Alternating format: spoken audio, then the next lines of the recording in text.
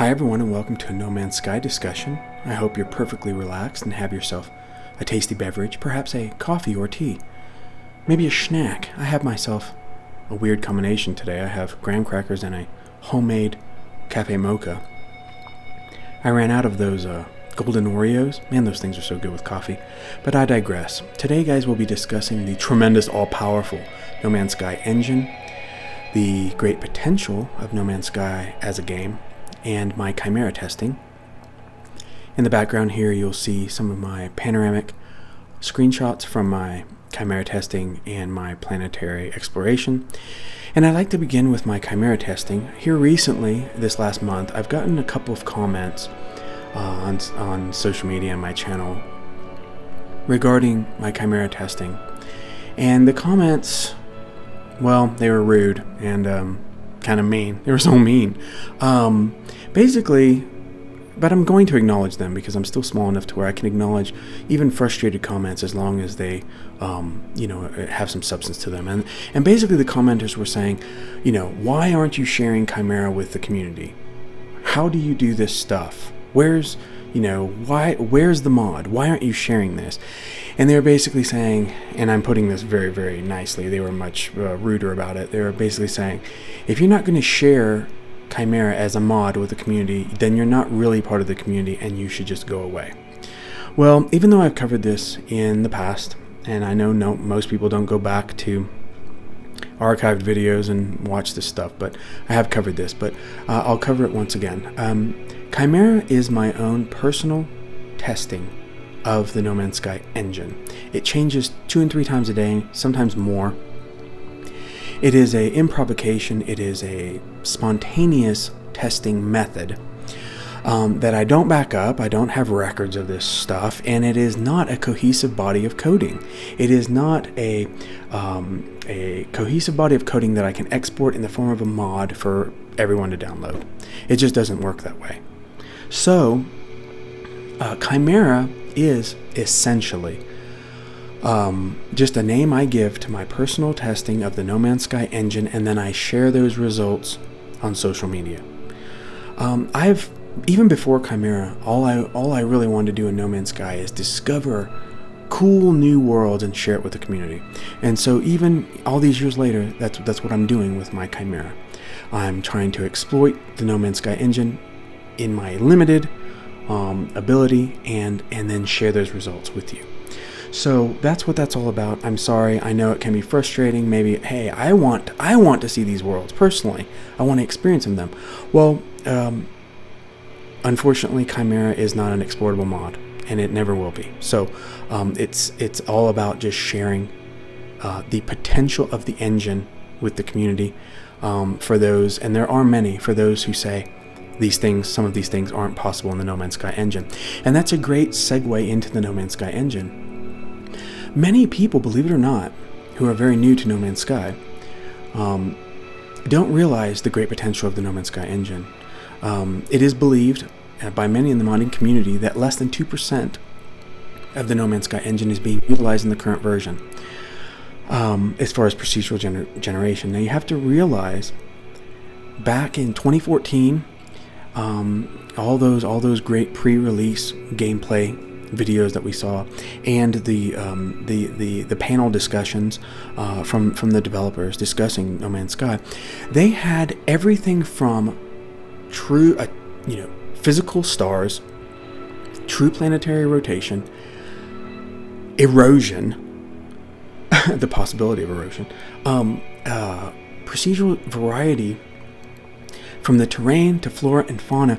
I mean, they had it broken down to where the flora and fauna could be procedural in every single aspect of the asset.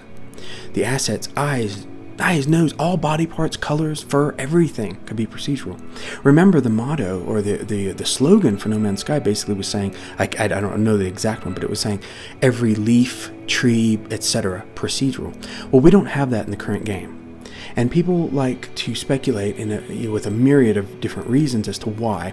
If you look to the community on Reddit and everything, they'll speculate everything from, they had Sony deadlines, they couldn't put all the features in.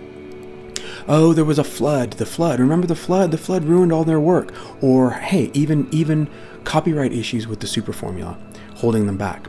But the truth of the matter is, modders have discovered in the engine, many of the features are turned off.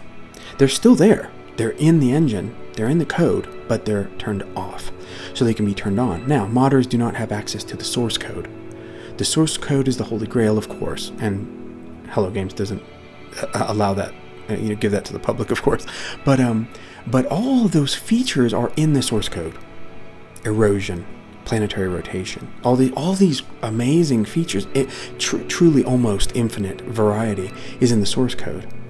Now, some of you may say, well, it just took too much resources. Hardware can't run it. That I'm sorry, but that isn't true. And there is numerous. The information is numerous out there if you really want to find it in regards to this. If you look at all the pre-release footage was not a contrived video. It was not a custom-made trailer. It was in-game, and it was running on a standard PS4. Okay? So that pre-release footage was completely playable on a PS4. That original footage, pre-release footage, had many of the features that are turned off in the current version today. So the engine is efficient. The engine is capable of, if you go by that 2% rule, 98% more than what we see right now currently in game. So why? If that's true, why don't we see it? Well, there's a number of reasons, including those three that I threw out that's floating around on, in the community, but we don't really know for sure. But we do know that Hello Games deviated from the original vision of No Man's Sky, which was the focus on infinite variety and exploration, and they moved to a more mainstream, multiplayer, VR, and of course they added tons and tons of new content that had less to do with exploration and more to do with a wide variety of things for the community to enjoy. And I'm all for that, but the return to exploration, which is what they're doing currently with Origins, they're refocused. They've gone full circle and refocused on variety. So now we have all of these toys. And by the way, I'm not hating on the game or Hello Games. Why they did what they did? Do they have reasons for it?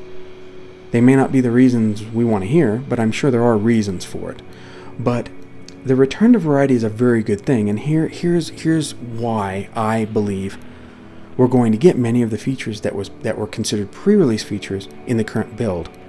Because now the return to variety on next generation hardware, and PCs of course, is going to allow them to start turning on a lot of these features that are off in the current version. And they really are off in the current version, guys. I mean, modders have already gone in and turned on things. I mean, things that to give you a few examples off the top of my head, flora on top of water. Did you know that the No Man's Sky engine is perfectly capable of handling flora and ice on top of the surfaces of fluids? We don't see that in game now. What about the variety of, say, one of those space cow things? We see them, we see them with those wings flying around. We see different colors. Maybe they're a different size. But their body parts really don't change much. But they're fully capable of that. You can look back and see the developers talking about how when they say every leaf can be procedural, it can be. Well, now with current gen hardware, hopefully we're going to start seeing some of these procedural generation options being unlocked. And I really believe we're going to see more and more as time goes on. And this focus, once again, coming full circle to a variety, focus on variety has got me very, very excited. Many people have turned toward the legacy versions of No Man's Sky to get the variety that they want. You've seen that terrain from 1.0 and Atlas Rising stuff. It's insane. And we don't have anything like that now in the game. But the engine is perfectly capable of it. And so, with progressive updates and variety, I believe much of the content and the variety that was in legacy versions will be brought to the current version.